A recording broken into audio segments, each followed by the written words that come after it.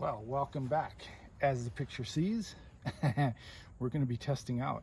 So got the 440 back together that not too long ago I showed you some of the work on, and some of the very mild port job that we did. Basically the biggest thing was doing the intake, moving that the most, and then lower transfer work. Base gasket delete comes out to about 20,000 squish.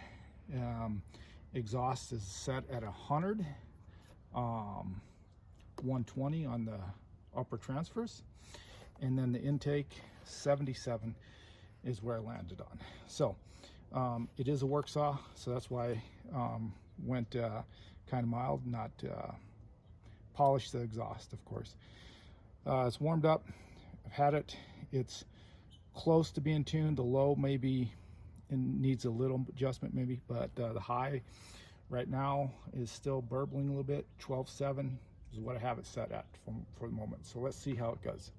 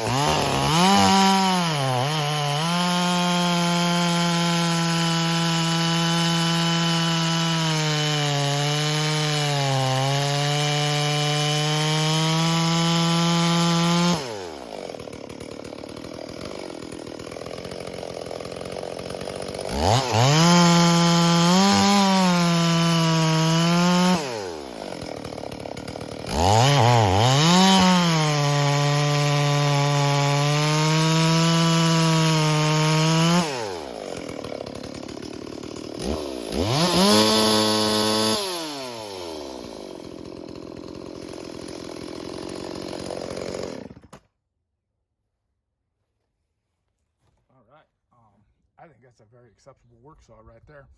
Pulls very nice. You can tell it's not even broken in. What we did was replace the piston and rings, honed it, and went from there. So that's kind of what we're looking at. So anyways, now like we was talking about, had a 460, very similar numbers. Let's go in and grab that, get that 460 together and test cut that, and then splice these two together so you can see them back to back. So stay tuned, we're gonna bring back. Okay, we're back. Here's the 460 that we done up. The real only difference on the numbers, same bar and chain, haven't touched sharpening it, so try to do the best contrast as possible, just to show the power head of the saw versus manipulating the chain for videos, bar and chain. So same as the 440 had. The only difference on this port work, again, it's a bigger cylinder, of course the 460, but really the major difference is 1 degree more squish here, so 21,000 squish, and 2 more degrees of intake. So instead of the 440 having 77, this has 79, and then the other numbers are pretty much the same. Exhaust port 100, 120, exhaust is 100, transfers, upper transfers 120. So about the same, you know how it goes. Let's get you in the frame. It's already warmed up. The only thing other than covers being aftermarket is the carburetor. Everything else is 100% stock case, OEM cylinder. It's in really good shape and condition. It is a used one, but it's in good condition. Rings are seating or used. So everything is pretty much OEM. That's crucial on this. So let's go ahead.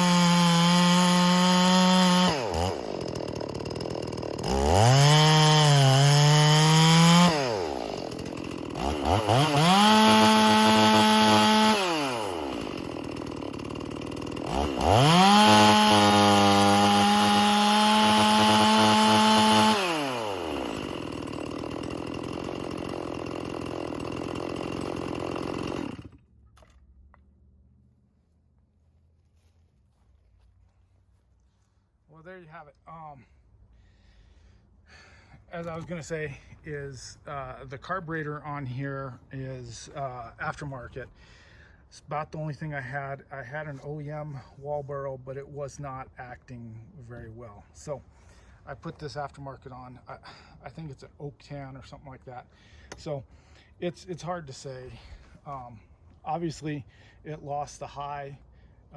It was up over 13 when I started going through there. It pulls nicely in the wood, and then it somehow lost a little bit of the high, as you can kind of see what I was doing. On that last cut, grabbed a attack. It was holding at 10.7 in the cut without leaning on it hard, but just kind of letting go. So anyways, there you have it. Thanks for watching, and hopefully I was entertaining enough. So anyways, I may have to break down and buy a carburetor for this thing, because I really don't have any good ones around. So that's how it goes. Catch you on the next one.